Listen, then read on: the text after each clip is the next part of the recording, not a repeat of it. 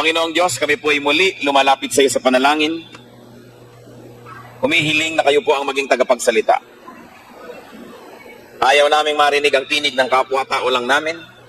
Gusto po namin, Panginoon, ang tinig niyo madinig ng aming puso. Marapatin niyo po ang inyong lingkod na maging tagapagsalita niyo, subalit lahat po ay sa inyo manggaling. Tungtungan niyo po ng inyong pahang inyong lingkod at maitaas namin kayo. At ang salita niyo maging pagkain namin lahat. Tinatanggihan namin ang anumang mga pandaraya, panlilito, panlilinlang ng kaaway sa pangalan ng Panginoong Hesus. At tinatanggap lang namin, Panginoon, yung katotohanan na sa inyo nagmumula. Maitaas namin kayo sa aming pagsamba at pagpalain niyo po kaming lahat. Hiling po namin sa pangalan ng Panginoong Hesus.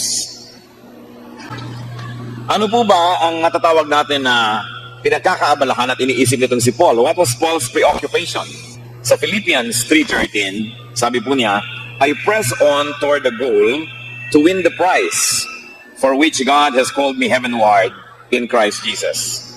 At kung babasahin po natin sa Contemporary English Version na higit lalong madaling maunawaan, sabi po niya, I run toward the goal so that I can win the prize of being called to heaven.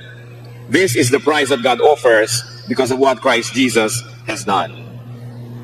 At pag atin pong pinag-isip-isip yung ating goal, yung fulfillment, yung dapat mangyari, I like to take a look at Paul's 5-point goal.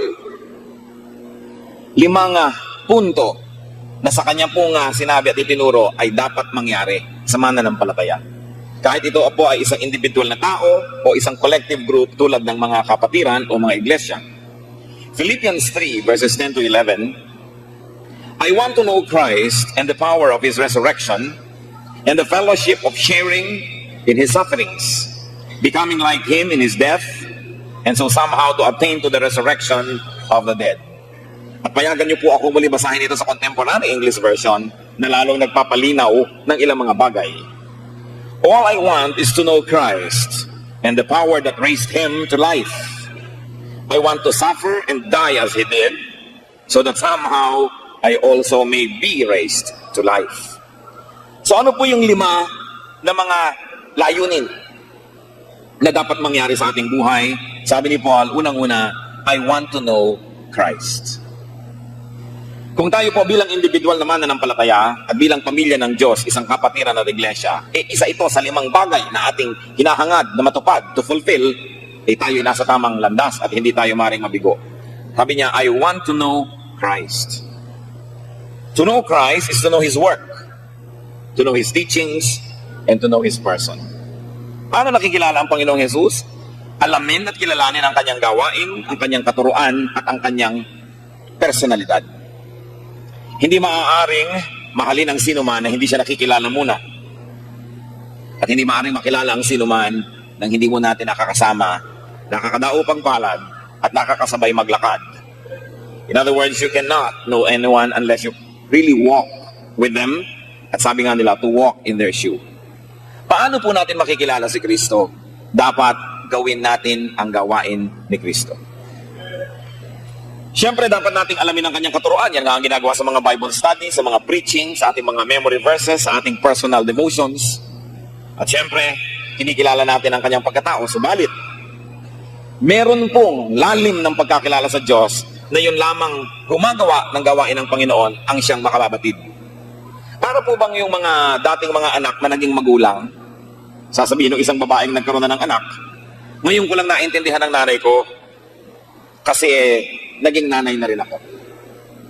Sasabihin ng iba, ngayon ko lang naintindihan yung boss namin, yung manager namin, ngayong manager na rin ako. Ngayon ko lang naintindihan yung pastor, nung naging pastor na rin ako. Kaya mga kapatid, maiintindihan lang natin si Kristo pag ginagawa na natin yung gawain niya. Kaya mahalaga is to know Christ. Hindi lang makilala sa isip, kundi pag ginagawa natin ang ginagawa niya, pinapatawad natin yung pinapatawad niya, tinitiis natin yung tiniis niya, nilalakaran natin yung landas na nilakaran niya, doon natin siya nakikilala ng lubos. At isa yan sa 5-point goal ni Paul. Pangalawa, sabi niya, I want to know the power of Christ's resurrection. The power that raised Him to life. Sabi, gusto kong makilala si Kristo at gusto kong mabatid, gusto kong malaman, gusto kong maunawa yung kapangyarihan na nagpabangon sa Kanya mula sa kamatayan. Ito yung kapangyarihan na nakatatalo sa kamatayan. Kapangyarihan na nakatatalo sa kasalanan. Kapangyarihan na nakapagwawagi maging sa kamatayan. At sabi ni Pablo, gusto kong malaman ang ibig sabihin ng kapangyarihang yon. Meron po mga tao, kung alam nila ang tungkol sa electrical power, ang dami nilang nagagawa. Kasi nauunawaan nila yung power ng kuryente. Yung mga iba, naunawaan nila yung atomic power, kaya nakakagawa sila ng atomic energy. At kahit pa nga gumawa ng atomic bomb, nagagamit nila para sa kanilang mga kagustuhan. Yung nakakaunawa ng nuclear energy, maraming power silang naiintindihan at nagagamit because of nuclear power. Eh ano pa kayang kapangyarihan na naghihintay sa atin kung naiintindihan natin yung power that raised Jesus from the dead? Kung nauunawaan natin yung kapangyarihan yan, matatakot pa kaya tayo sa konting bagyo, konting baha? Matatakot pa kaya tayo sa konting karamdaman, mga pagdurusa, at maging sa kamatayan? That is why it is worth knowing. Pag pinag-usapan po natin, ano ba yung goal natin na dapat ma-fulfill? To know the person of Christ, to know the power that raised Him from the dead. And that means to be intimate with that power. To receive that power and to use that power. Ngayon, hindi naman laging pag sinabi nating kapangyarihan na nakakapagpabangon sa patay, laging physical lang ibig sabihin na may mga taong namatay, papapangunin mo sa kamatayan. Sapagkat marami pong tao, kahit humihinga, kahit naglalakad, sila'y patay. Patay ang espiritu, patay ang pag-asa, patay ang damdamin.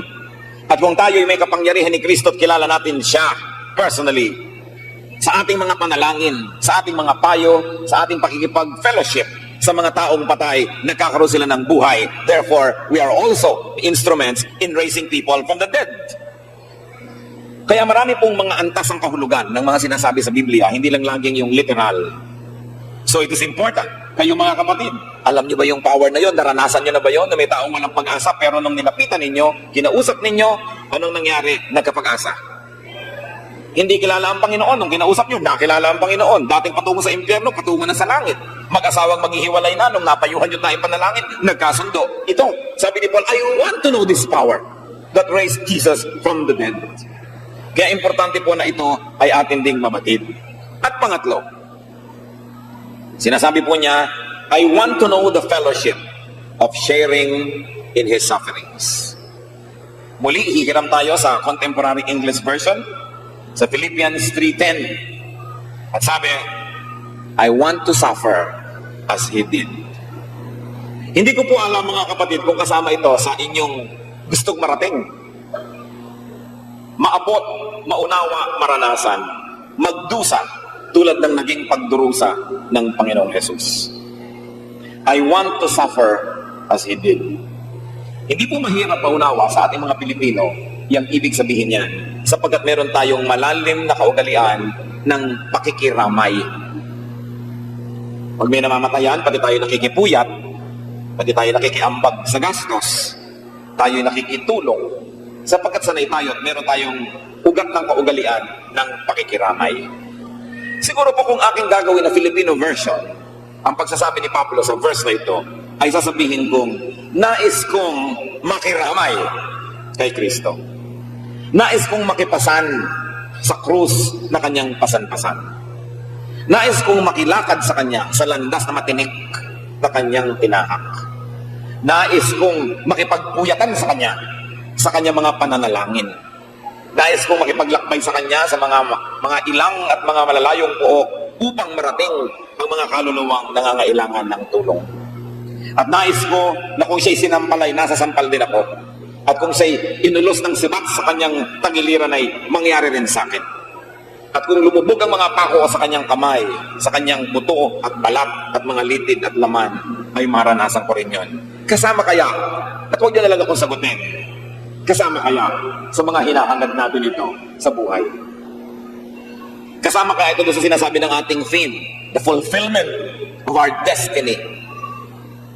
Sapagkat kung nais natin makarating doon sa lugar na kinalalagyan ngayon ng Panginoon, marapat lang na daanan natin ang lahat ng dinaanan niya. Hindi naman pwedeng mag-shortcut. Sasabihin natin kay Lord, magkita na lang po tayo sa langit, kayo na lang ang dumaan sa Kalbaryo.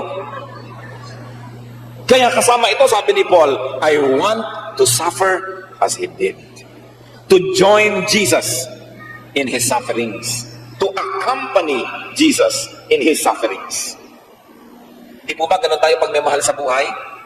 Nalaman natin, ay namatayan ng mahal sa buhay, nasunugan ng bahay, nalugi ang negosyo, nagkasakit, agad-agad gusto natin pumunta doon, hawakan ng kanyang kamay, hagurin ang kanyang ulo, samahan siya. At maganda na iniisip natin, nais kong lubos siyang makilala. At isa sa mga paraan para mangyari yan, sasama ako sa paghihirap niya.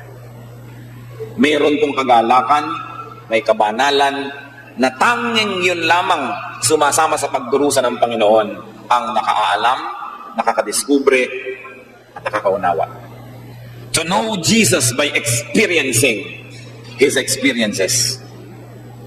Ano pong klase mga experiences yan? Yung siya po ay na-reject, tinanggihan, nilapastangan, di pinansin, pinagtaksilan, pinagsalitaan ng masasakit, sinaktan, pinagbuhatan ng kamay, naranasan niya. At tanging ang mga Kristiyano na nakakaranas din noon, alang-alang kay Kristo, ang lubos na lumalapit doon sa goal na yan, destiny of Christ-likeness. At pagkasama tayo sa suffering ni Kristo, ang ano pong nangyayari at naaabot natin, it is to be purified by godly suffering. Meron pong nakapaglilinis sa atin, nakapagsasala sa atin, at ang tawag doon, yung pagpapakasakit. Hindi ko po alam kung marami pa ngayon ang pagtuturo tungkol sa pagpapakasakit. Sapagkat halos lahat ng katuruan, lahat ng mga ideya, lahat ng mga maririnig natin, puro pagpapasarap. Sukdulan pa ngang pay, enjoy now, pay later. Saka na kayo magbayad, mag-enjoy na ngayon. Pag nakinig tayo sa mga advertisement, puro mag-enjoy ka sa buhay. Lahat na lamang ng mga umaakit sa ating pansin, puro sa kasarapan at pasarap. Subalit, kakaiba ang Kristyanismo. Sapagkat mayroong uri ng paglilinis sa ating mga karumihan. Mayroong uri ng pagpuno sa ating mga kakulangan. Mayroong uri ng pagpapalakas sa ating mga kahinaan na tanging sa pagpapakasakit lamang natatagpuan. It is a mystery that there is a sort and there's a kind of purification that is achieved only through suffering. Kaya nga po kahit sa mga artista, pag lumalalim na ang karanasan ng taong artista, nasasaktan na sa buhay, marami nang naranasang hapdi, kirot at pait, gumagaling sa pag-arte. Sapagkat lumalalim ang pinagkukunan niya ng kanyang karanasan at pangunawa. Kaya sabi sa Romans chapter 5, verses 3 to 4, not only so, but we also rejoice in our sufferings, because we know that suffering produces perseverance. Perseverance produces character, and character produces hope. Kailangan, kahit po mga tao, pag walang karanasan, walang katuro-turo, napakababaw ng paningin, ng pananaw, ng pagkatao. Kaya mahalaga yun. Isang goal, sub-goal po ng pinag-uusapan natin pangatlo, to fellowship with Christ through sharing in His suffering. It is also the way to share in Christ's glory. Sino po ang malalapit sa inyong kalooban? Yung bang kasama nyo sa saya o yung nakasama nyo sa hirap? Siyempre, yung kasama natin sa hirap, yung karamay-damay natin. Kaya, hindi mahirap isipin na higit lalong lumalapit sa kalooban ng Panginoong Hesus yung mga nakakasama niya sa hirap. Iba ang pinagsamahan sa hirap. Kaya, kung gusto nating makasama sa luwalhati ng Panginoon, kasama, tinatanggap natin, at sa ilang punto'y hinahanap pa nga yung uri ng banal na pagpapakasakit kung kinakailangan magdusa. Romans 8:17 to 18. Now if we are children, then we are heirs, heirs of God, and co-heirs with Christ, if indeed we share in His sufferings, in order that we may also share in His glory. I consider that our present sufferings are not worth comparing with the glory that will be revealed in us. So, sa madaling salita, sinasabi niya, tayo nga ay mga tagapagmana kung kasama tayo sa pagdurusa. Tayo nga ay kasama sa pag-ani kung kasama sa pagtatanim. Tayo ay kasama sa luwalhati kung kasama tayo sa pagkaaba ng Panginoon. At sub-goal pa rin yan, na sinabi ni Paul, I want to fellowship through suffering, is to receive Christ's comfort. 1 Peter 4:13, but rejoice that you participate in the sufferings of Christ, so that you may be overjoyed when His glory is revealed. Ano po bang mga pagpapakasakit yan? Kailangan ba nating hiwain ang ating likod at hampasin? Hindi yun. Kailangan ba tayo magpapako sa krus? Magpasa ng krus? Hindi yun, sapagkat ginawa na yun ni Kristo. Hindi na natin kailangan gayahin, sapagkat kaya nga niyang ginawa para huwag na natin gawin. At kung balak niyong gayahin niyo hanggang dulo dahil siya'y namatay sa krus.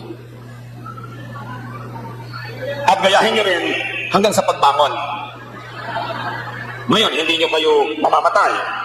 Hindi kayo babangon. Huwag niyo nang simulan ang mga paghampas-hampas at pagpapako-pako. Dahil hindi rin naman kumpleto yan eh. Ano ngayon ang suffering na pinag-uusapan natin? Di yung ganito. Inis na inis ka sa iyong kapwa at gusto mo na siyang suntukin, abutan mo na lang ng tinapay. Yung ganong klase mga suffering. Yung gustong-gusto mong tumingin dito sa sexing taong itong nagdadaan at talaga namang ang pagdanasa mo ay gano'n na lang ay iniiwas mo ang iyong mata. Yung ganong klaseng mga suffering. At ititigan mo na lang ang iyong misis. Sa bagay, hindi naman yata suffering yun. Yung gustong-gusto mong sumama sa agos ng mundo, tinitiis mo. Yung kikita ka ng kelaki-laki kung gagawa ka ng konting mali, pero hindi bali ng konti ang kita, basta tama ang ginagawa. Yung ganung mga pagdurusa. Yung mga sanay, sisikat ka kung tutungtong ka sa ulo ng iba, pero hindi bali ng hindi sikat. Yung pagtitimpi, pagtitiis, pagpipigil sa sarili. Ito po ang mga pagdurusang hinahanap sa atin ngayon. Hindi yung gagayahin natin yung physical na pagpapahirap na ginawa sa Panginoon. Sapagkat kung hindi nga natin kayang kompletohin hanggang kamatayan at muling magkabuhay, huwag na lang yung klaseng suffering na yun. At pag nagtitimpi kayo, mararamdaman nyo, ganito pala ang pagtitimpi ng Panginoon. Kung tayo inaalipusta, pinagsasabihan ang masasakit sa kabila ng mabubuti nating ginagawa at hindi tayo gumaganti, sasabihin natin, ito ang naranasan ng Panginoon. Kaya sasabihin mo, kaya nakikilala ko siya, ganun pala siya kadakila, ganun pala siya kaputi, ganun pala talaga, dapat ko siyang sambahin at tularan sa aking buhay. At dahil doon, because we fellowship with Christ in His sufferings, there is another thing that happens. It is to fellowship with fellow believers. Because when you fellowship with Christ, you fellowship with everyone else fellowshipping with Christ. So hindi pwedeng, ayokong sumali sa fellowship na to kasi hindi ko gusto yung church na yun eh. Ayokong sumali sa grupong yan kasi ayoko yung taong yun. Pag kayo ay anak ng Diyos, ang mga ibang anak niya ay kapatid niyo. So bakit mo iiwasan? Bakit mo lalayuan? Kaya kasama rin ko minsan yun sa pagdurusan. Dahil hindi naman laging masarap makipagsalamuha sa iba't ibang mga uri ng Kristiyano. Meron din pagtitiis, may pagpapasensya, may pagbubulag-bulagan, may pagbibingi-bingihan. Pero lahat ng yan, di natin inaalintana sapagkat kung hindi ka makikipag-fellowship doon sa mga kapatiran na yon, di hindi ka rin makikipag-fellowship kay Kristo na kanila rin Panginoon. Pero kahit hindi madali, talaga namang hindi madali mabuhay. Mahirap gumawa ng tama, di ba? Pero mahirap din naman gumawa ng mali. Mahihirapan na rin lang tayo sa tama na.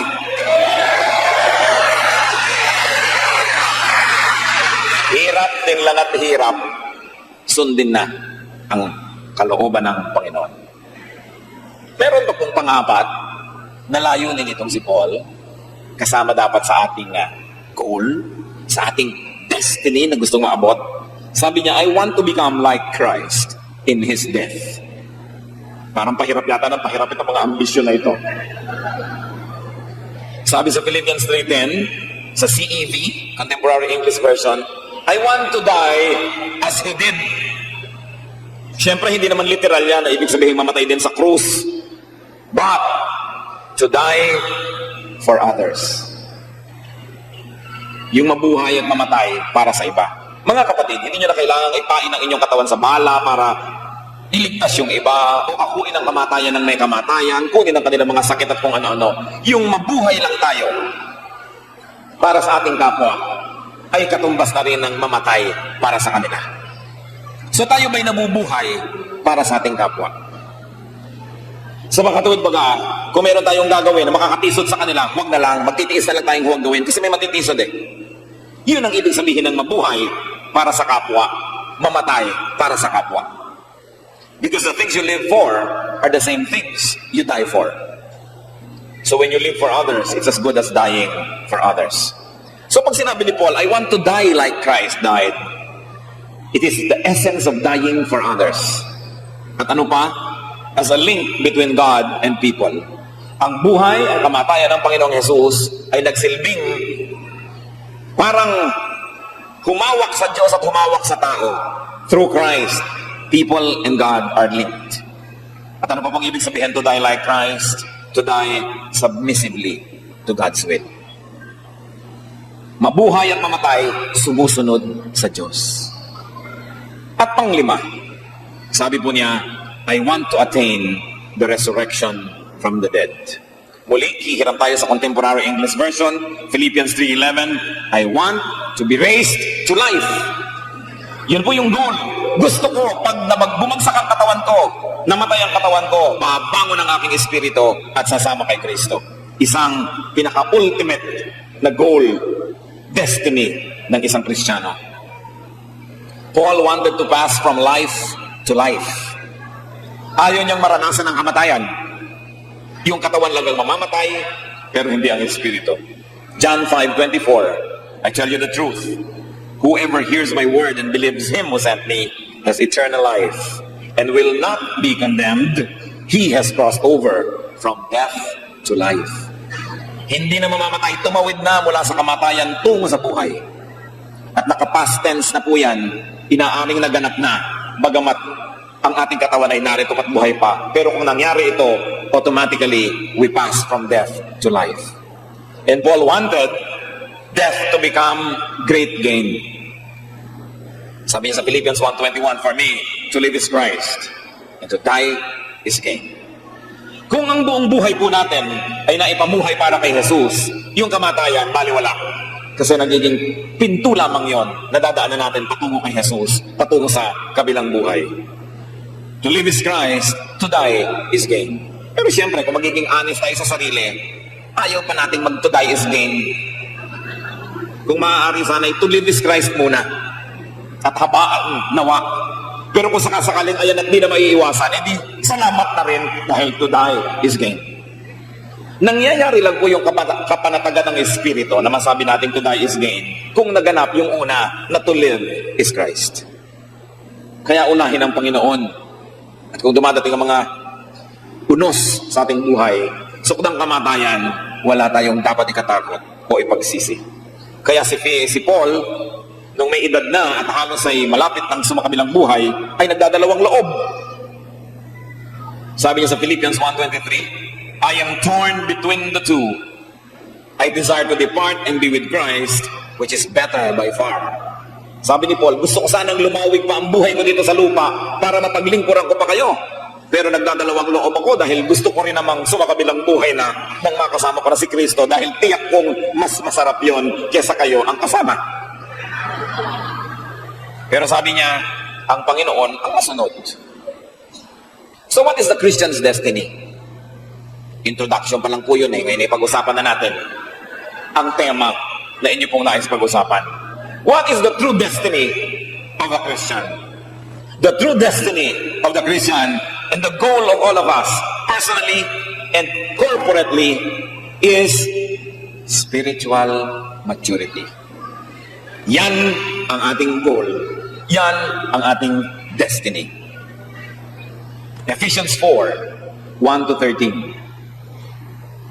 It was He who gave some to be apostles, some to be prophets, some to be evangelists, and some to be pastors and teachers, to prepare God's people for works of service, so that the body of Christ may be built up until we all reach unity in the faith and in the knowledge of the Son of God, and become mature, attaining to the whole measure of the fullness of Christ.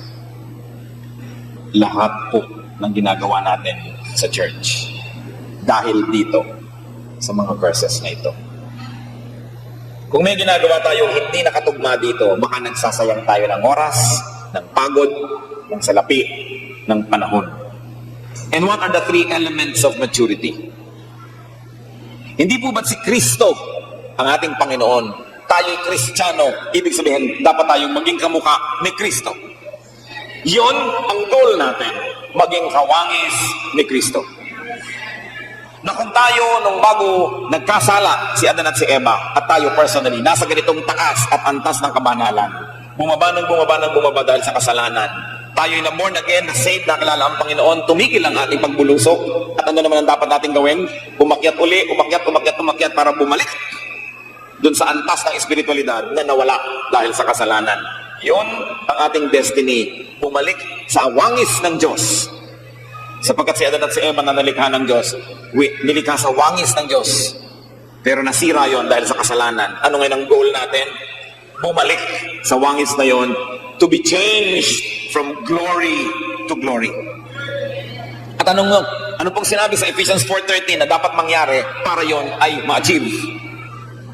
The three elements of maturity: works of service. Goal natin to serve. Because when people serve, the church and the individuals in the church grow. Kaya nga binanggit po dito yung maraming gifts. Meron daw pastor, meron daw propeta, may evangelist, may teacher, may apostle. Ibig sabihin, ang daming ibinigay ng mga gifts para kumpleto ang ministration to the church. So kung yung gifts natin, isinusuko natin sa iglesia, ibinibigay natin sa gawain ng Panginoon, sa paglilingkod natin, ang lahat ng pinaglilingkuran, lalago, magiging mature. They will mature to the point of serving. Habang hindi pa tayo nagsiserve, kulang pa ang maturity. If you are not yet doing household chores in the house of God, you are not really a member of the family. You are only a guest. Kaya kailangan goal po natin, mga kapwa lingkod ng Diyos. Bawat isang miyembro may paglilingkod. Hindi lang sila nauupo ron. Kasi yung mga nakaupo na walang ginagawa, yan ang nagiging mga pintasero at pintasera.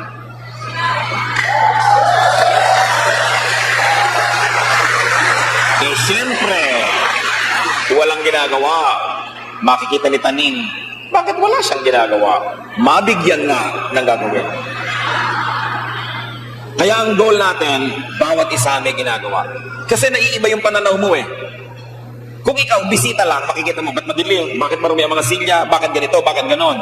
Pero kung kasama ka sa mga gumagawa, isa ka pang nagpo-protect sa church mula sa mga nagpipintas na ito. Kailangan lumipat from guest to host. Importante yon. Goal natin yon. Service. And when people serve, what is achieved? Unity in faith. Unity in the knowledge of the Son of God. Sapagkat pag tayo nagkakasama-sama at nagbabayanihan at nagtatrabaho, nalilimot natin yung maliliit na bagay na pinalalaki ng mga walang ginagawa. Dumadali ang ating unity. Nagkakaintindihan tayo. Nagkakaroon tayo ng malasakit sa gawain at sa kapwa manggagawa. At ang kasunod noon, the fullness in Christ. We achieve the fullness of Christ. Because Christ came to serve. So those who are going to be like Christ must serve. Kaya dapat ginagawa natin ang trabaho ng Panginoon. So there is maturity in order to attain the fullness of Christ. So ano pong goal natin? Dalawa lang ang goals ng buhay. Pag hindi pa tayo ligtas, wala pa tayo kay Kristo, pabulusok tayo sa impyerno, goal number 1, tumigil ang pagbulusok at huwag tumuloy sa impyerno. That is achieved when you accept Jesus as Savior. Pangalawang goal ng buhay, hanggang mamatay na ang ating katawan at tayo'y tawagin na ni Kristo. Una, hindi po ba pigilin ang pagbagsak, maligtas. Pangalawa, bumalik doon sa wangis ng Diyos na nawala dahil sa kasalanan. Yun lang ang goal ng buhay. Ano ba kayo ngayon? Saved na ba kayo? Kung saved na tayo, kilala na natin ang Panginoon, isang natitira na lang nating goal, maging kawangis ni Kristo. And it happens not by accepting Jesus as Savior, dahil yung by accepting Jesus as Savior, tumigil ang ating pagbulusok. But because you also accept Him as Lord, susundin mo siya, then taas ka ngayon ng taas, taas ng taas, babalik ka na ngayon. Kaya may mga pababa at may mga pataas, pero hindi yan spaghetti. Ang pagbaba ng ating espiritu, kailangan itaas. And our goal is habang nabubuhay, habang hindi pa tayo sumasa kabilang buhay, more and more, day by day, moment by moment, we are more and more like Christ. Ngayon, kung yung sungit ninyo 5 years ago, sungit pa rin nyo ngayon, ay isa kayong malaking kabiguan. Kung yung mga struggles yun nung araw sa mga tukso, 3 taon nang lumipas, 7 taon, yun pa rin, aba, walang nangyayari. Sapagkat alam niyo po ba mga kapatid, ito'y totoo. Maski yung mga kahinaan natin, mga tukso sa buhay, pag araw-araw, kahit konti-konti, pinaglalabanan natin, tinatalikuran, tinatanggihan, dumadating ang punto na kayo may alukin, ayaw nyo na. Kasi nagbago na kayo. So meron daw 3 uri ng kabanalan. Kabanalan na huwag tayong manigarilyo, nakikita tayo ng mga kapatiran. At least merong pinangingimihan.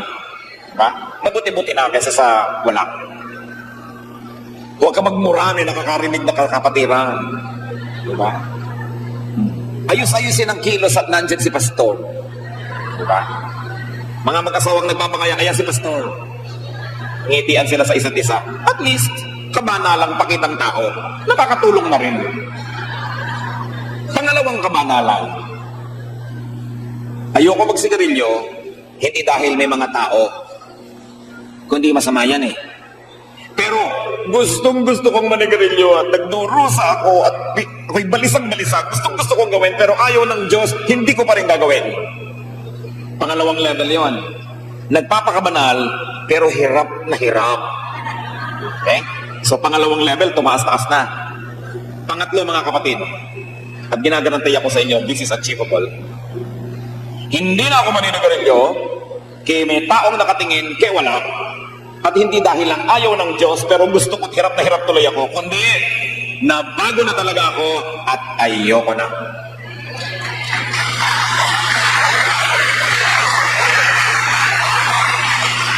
Hindi nyo ba ninanais na dumating tayo sa ganung level ng buhay? Na yung kabanalan is what is natural to us and it is not the result of too much struggling? Yun ang tunay na kalayaan. Hindi yung, bakit ka nakangiti sa biyanan mo? Bakit ka nakangiti sa biyanan mo? Nandiyan ang asawa ko eh. Kung wala lang siya. Ngayon, o bakit ka nakangiti sa biyanan mo? Eh, wala naman ang asawa mo. Eh, kasi utos ni Kristo eh. Ang totoo, gusto ko ihulog sa kanta niya. Pero, ngingitihan ko na rin kasi utos ni Kristo. Ngayon, pangalawang level. Pangatlo, o bakit ka nakangiti sa biyanan mo? Kasi love ko na siya. Pwedeng mangyari. At pag sinasabi natin, ano ba ang destiny natin? Yung bago man lang tayo, bawian ang buhay, makarating tayo sa ganong antas na ang kalinisan, kabanalan is already our second nature and not because of too much struggling. Nakararating ang tao doon at napakalaki pong bagay yung may nananalangin para sa inyo. Kaya sasabihin mo, alam mo, itong struggle ko, ipanalangin niyo ako. Dumadating ang panahon, napapansin mo, bakit wala na akong struggle yata? Yun ang power of prayer. Kaya nasa naman kayo mga kapatid sa 3 antas ng kabanalang ito. Hindi siguro pwedeng i-simplify na nasa 1 ako o 2 o 3. Kasi pwede natin sabihin, sa ganitong larangan, nasa 3 na ako. Pero sa ganitong area, 1 pa lang ako eh. Sa ganong area, nandun ako sa 2. Kasi marami tayong compartment sa buhay. At sabi ni Paul, my goal is to be like Christ. So pag sinabi natin yung pressing towards the goal, know Christ, know the power of Christ, fellowship with Christ through His suffering, become like Christ in His death, and become like Christ in His resurrection. This is our goal, and God promised that He will be with us in our struggle towards this goal. Yan po ang ating destiny. The destiny of God's people is to be like God. Kaya ang sabi sa Hebrews 12, verses 1 to 2, therefore, since we are surrounded by such a great cloud of witnesses, let us throw off everything that hinders and the sin that so easily entangles, and let us run with perseverance the race marked out for us. Let us fix our eyes on Jesus, the author and perfecter of our faith, who, for the joy that was set before Him, endured the cross, scorning its shame, and sat down at the right hand of the throne of God. Malinaw dapat sa atin kung anong ating goal. Hindi nating goal na magka-building ang church, makabili ng ganitong gamit, ng ganong sasakyan. Yon ay mga kasangkapan lang para matupad yung tunay na goal. Ang tunay na goal, makilala si Kristo, maunawaan ang kanyang turo, magawa ang kanyang mga gawain, madamayan at masamahan sa kanyang mga pagdurusa, at kung mamatay man tayo, mamatay ng tulad niya. Pag clear ang goal, dumadali ang paglapit doon. Ano po ang hadlang sa inyong personal na buhay para ito mangyari? Ano ang hadlang sa ating church life para mag-mature ang higit lalong marami nating mga kapatiran? Panginoong Diyos, kayo po na siyang nag-atas na kami ay lumago at lumalim sa pananampalataya. Kayo rin ang nilalapitan namin ngayon sa pagkilala ng mga kakulangan pa, ng mga kalayuan pa namin dito sa hangaring ito, sa goal na ito, sa destiny namin. Nawa ang iyong kapangyarihan ay kumilos sa aming kalagitnaan. Kumilos kayo, Panginoon, sa aming buhay. Maunawaan namin ang higit pang iyong mga katuruan. At hindi na namin kailangan madagdagan ng alam, ang kailangan lang gawin ang dapat. Gawin ang alam na, sundin ang tama. At nang sa gayon, Panginoon, lumapit kami dito sa destiny of your people to be like you. Patuloy na bigyan mo sila, Panginoon, ng lakas na nagmumula sa inyo lamang. Pagbuksan mo, Panginoon, ang bintana ng kalangitan at padaluyan mo ng maraming pagpapalang espiritual. Ilapit mo ang iyong loob lalo na, at Panginoon, at palapitin mo kami sa iyo. At ang mga hadlang na ibinibigay ng kaaway, aming winawasak sa pangalan ng Panginoong Hesus. Mga hadlang na personal, hadlang na mga pansariling mga kagustuhan, hadlang ng kasalanan at mga pagkakagulo-gulo at mga di pagkakasundo-sundo, we reject, we rebuke in the name of Jesus. And we pray, Father, that your perfect will may be done. Na kung dumating ang panahon na humarap kami sa iyo sa pagtawag mo sa amin, makikita mo, Panginoon, na naganap ang dapat maganap. Kami ay lumapit sa wangis ng iyong anak na si Jesus. Mangusap kayo sa bawat isa. At kayo, Panginoon, ang pangalan na aming itinataas. At kayo naman ang nais naming mabigyan ng kaluguran. Ang lahat ng ito, Panginoon, dinadalangin namin ng may pasalamat sa pangalan ng iyong anak na si Jesus.